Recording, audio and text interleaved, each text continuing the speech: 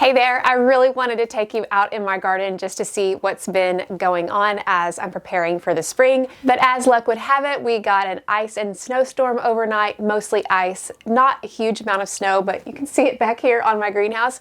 And it's still so cold outside, and I just wanted to hang out with you in the warm greenhouse. But today we're going to be talking about companion planting because that is a key part of my garden planning. And if you've ever wondered why some plants seem to thrive together while others struggle, today's video is for you. Companion planting is one of the simplest ways to improve your garden naturally. Whether you want to boost growth, keep pests at bay, or make the most of your space, I've got you covered. Companion planting itself can be confusing, especially if you are looking at all the information on the internet about it. It can be enough to make your head spin. I know it did for me as a beginning gardener. But these days, one of the biggest mistakes I see gardeners make is not considering how mature plants will cast shade as the season progresses. I know that's one of those things that you never hear when it comes to companion planting, but it is so key. Some crops love full sun, while others benefit from a little shade. So you want to be very intentional about where you plant them, especially when it comes to the track of the sun and how high in the sky it will be. In the spring and the fall, for example, the sun's going to be a little lower in the sky, and in the summer it's going to be higher, so you'll get more sun altogether.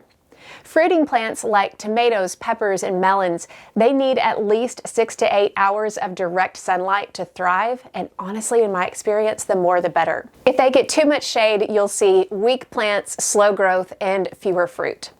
On the other hand, cool season crops like lettuce, spinach, and other greens can benefit from some afternoon shade, especially in the late spring and the summer.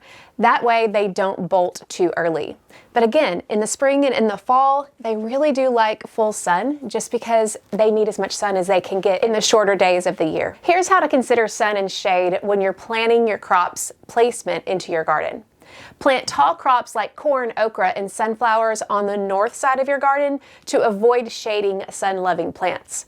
Also, tuck lettuce and other greens underneath taller plants like tomatoes or peppers to give them a little bit of shade in the summer, and hopefully you can get a little bit more out of them during the summer by doing that instead of them going bitter so fast.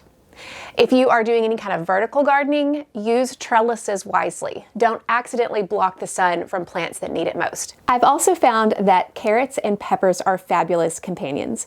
Planting them in a square foot garden method with the help of my Garden in Minutes garden grids makes it easy for both crops to thrive.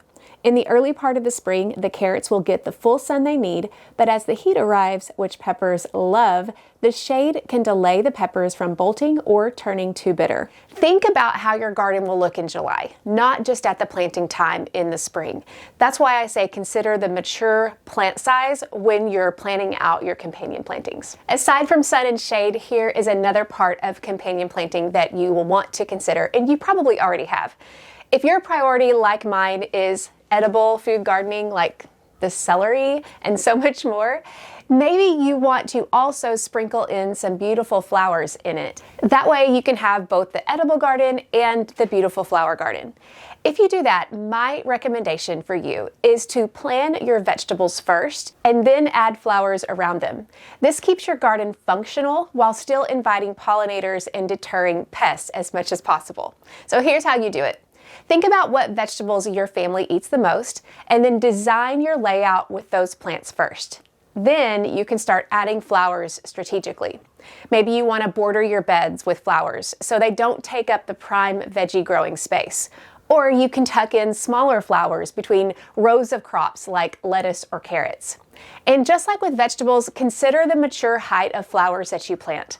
Alyssum is great as a low-growing ground cover, while zinnias and cosmos will grow to be the same height as many of your larger plants. The great news is flowers don't generally compete with your veggies, so tuck them in wherever you can find the space. Speaking of space, if you're gardening in a small one, whether it's raised beds, containers, or even a backyard plot, You need to maximize every square inch with companion planting. To do this, you can use vertical gardening alongside companion planting. For example, you can grow pole beans, cucumbers, or peas up a trellis to save ground space, and then plant bush beans or radishes or basil at the base of your trellised crops. Preferably on the south side, but west or east would work as well. Remember, we want to think about sun. Next, think in layers. Again, tall plants like corn and okra go in the back, mid-sized plants like peppers or bush beans can go in the middle, and then low-growing plants like lettuce or herbs are in the front. Now, this is considering if you're going from north to south, you want to go taller to shorter, but if you have a bed that's east and west, I like to put the taller ones in the middle and the medium and the short on each side. That way, as the sun courses through the sky, you're at least going to get full sun for half the day. But in the middle of the summer, consider the shade as actually a helpful thing, especially when it comes to cool season crops. Lettuce in the summer, for example, may be best suited on the north side of a tall plant for beneficial shade. However, by the fall, they could use a lot more sun. By pairing vertical gardening with companion planting, you're maximizing space without overcrowding. This also prevents weed growth by covering the soil, and it can help reduce pest problems by creating a diverse ecosystem. One reason a lot of gardeners, especially beginners, want to do companion planting is because of pest control. And you can use companion planting to help repel pests, but not all ideas are ones that you want to hang your hat on completely, but there are definitely some to consider. Here are a couple of ideas that you can borrow. 1, use trap crops to attract pests away from your vegetables. Nasturtiums are said to lure aphids away from brassicas, but honestly, I haven't personally had that experience, but always test what you see online. And probably the most famous, blue Hubbard squash is said to be a preferable host to squash bugs rather than other squash plants. When you use trap cropping, test it out and see what works for you. Another strategy is to use repellent plants to deter pests. While the effectiveness of this strategy is mostly anecdotal, many gardeners swear by the following. Basil or petunias planted with tomatoes might repel tomato hornworms.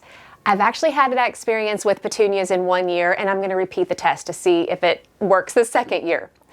Dill is said to attract beneficial insects that prey on cabbage worms, but I will tell you I am not only going to be depending on dill to keep cabbage worms away, because they typically find my brassicas no matter what. Still, it's a good idea to companion plant them. Then you've got French marigolds and beans. French marigolds release a strong scent that repels these pests while also attracting beneficial insects like parasitic wasps that prey on bean beetle larvae. You hear a lot about companion planting with flowers and herbs, and truly any companion planting with flowers and herbs increases biodiversity and promotes a more organic garden. However, I would caution against assuming that herbs and flowers will do all the pest control work for you. Now, this is just the beginning. If you want to master companion planting and create a garden that practically takes care of itself, check out my Dream to Garden online course. When you enroll, you'll get my Companion Planting 101 mini course for free. It's packed with even more plant pairings, garden layouts, and expert tips to help set you up for success. Enrollment is open now and just for a few more days, so click the link in the description to join. Happy planting, and I'll see you on the next video.